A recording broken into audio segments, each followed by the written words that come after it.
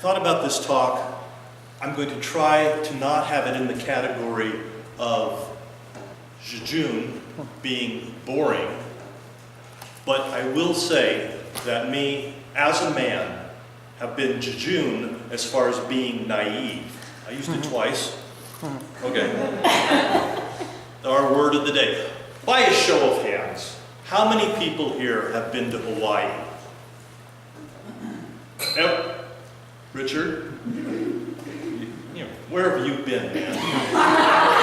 It's one of the reasons why I'm wearing this shirt. By a show of hands, how many people here have actually been to a birth? A birth. Now, it was a trick question because we all showed up on our own. So let's go that again. How many people here have been at a birth? Okay. You're still not going to get you. Okay. What if I raise two hands? Now you ask, why are we talking about Hawaii and births? And I found out where babies come from. They come from Hawaii. You may not know that, and I was jejune, naive about such things. Thank you, I get another candy. But it's true. Okay, so let me paint the whole picture for you. I got married late in life. I was 34 when I was wed to my bride.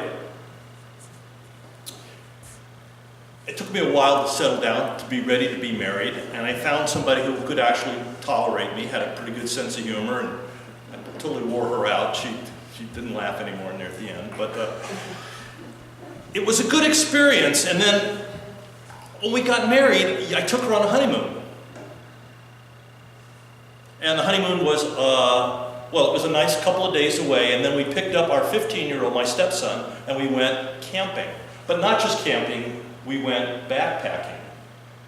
And I, being kind of naive, decided that my bride could go on a 40-mile loop in about 3 days. We made it about half of the first day and had to stop, and I just barely got her out on the second day. The reason why I'm telling you this is, when you get married, don't take your wife on a backpacker trip. That's a lesson in life. So I owed her a real honeymoon. This is where we're getting to the story, okay? About 7 or 8 months later, because I owed her, I took her to Hawaii. Now, I'm a smart guy when it comes to travel. We flew on charter airlines. The name of the charter airlines was Total Air. That was the name of the charter? Because they kept the windows down the whole way there. But we got there, we had a great time. We sat on the beach, we went snorkeling, we drove around, we went to Maui. I'll never go back to Hawaii. It is so expensive. When we came back, the big expense was somehow, and I don't understand it, she was pregnant. That's where babies come from. In her family, the wives go to Hawaii and they come back pregnant. And so I wouldn't go to Hawaii with her anymore because I couldn't afford any more children. But again, that's not quite what the story is about. But we're setting the stage. We're setting the stage. Now, in this speech, I'm supposed to be talking to you about something that we may have experienced. It might be a common experience. So you may or may not have been in the position that I was in. I'm a father, or going to be a father. Unknowingly, this thing happened. We go to birth classes. I show up at a birth class because my wife is a nurse and she wants to be very well prepared. About 4 months into the pregnancy, we go there, and the birth coach is telling us, well, one of the problems with labor and delivery is that people get stressed and anxious, so we're going to practice stress management. So she's leading us in this stress management activity, and she's reading from this book, and she looks at the book, and she looks at me, and she looks at the book, and she says, "Did you write this book?" Because my name was on the cover, because I wrote a book on stress management. She's reading my book to me so that my wife can relax during her pregnancy. I've had some training, and I learned that a normal labor and delivery when it's relaxed and things go smoothly, it can be 3 hours, a 3-hour labor and delivery. My wife is 39 years old. I was a big baby when I was born. I'm still a big baby, but that's different. And the doctor said our due date, your doctor, the doctor said our due date was December 7th. Now, does that sound familiar? Does December 7th sound familiar? Yes, it was the day that will live in infamy. And I was all geared up for something in that first week of December to happen to me that was going to change my life. And it did. But it didn't happen in December. I was prepared. I was all geared up for December 7th.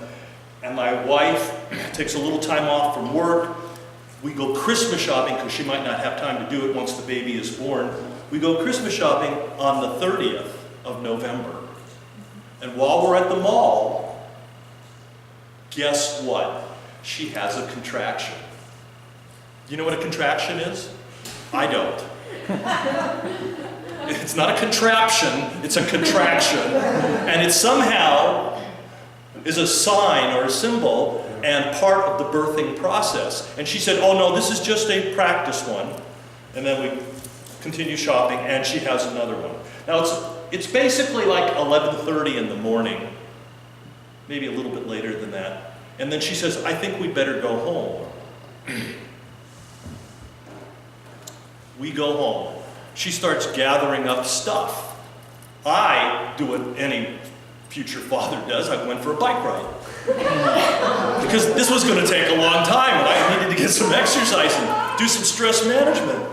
I'm halfway out and I called and she said, better get home. I don't think I've ever ridden a bike that fast. I get home. We called the labor coach, the birth coach. We drive to the hospital. The hospital's 10 miles away. I made it in 3 minutes. I don't actually remember it. But when we get to the hospital, the labor coach is there and I can relax. Now I'm not responsible anymore, right? Well, it's about 1 o'clock. We don't have the alternative birthing room that we had signed up for. My expectation was, you know, the baby was going to come a week later, we were going to have the alternative birthing room, all this stuff was going on. And nothing was working. At 2 o'clock, they moved us into the alternative birthing room because the girl that was in there, and I say with girls because she was a lot younger than us, she wasn't making any progress. So they moved her out, they moved us in, and the baby comes squirting out about 3 o'clock. A little bit more than 3 hours.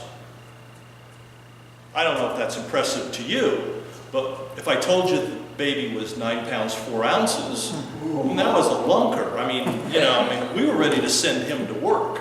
How am I doing on time? That's good. So, This is 8 minutes right now. it's what? The 8 minutes. Should have been on long ago. I'm 8 minutes into it. I was waiting for the lights. I apologize. Oh, That's my fault. I didn't mean to be this long. Seriously. Thank you very much for, no, wait a minute. Let me just finish. Thanks a lot. It helps a lot. We have a timer that's supposed to tell you when you hit the minimum and when you hit the maximum. I didn't get lights. No lights at all. Okay, it's a good story. It's okay. It's a good story. So I had this baby in my arms. It's Saturday afternoon. On Sunday, I'm sitting there with my son. We're watching football, of course, because that was the important thing to do. And just remember that if you have expectations about when your baby is due or how long it's going to take, you better control your expectations. Thank you very much.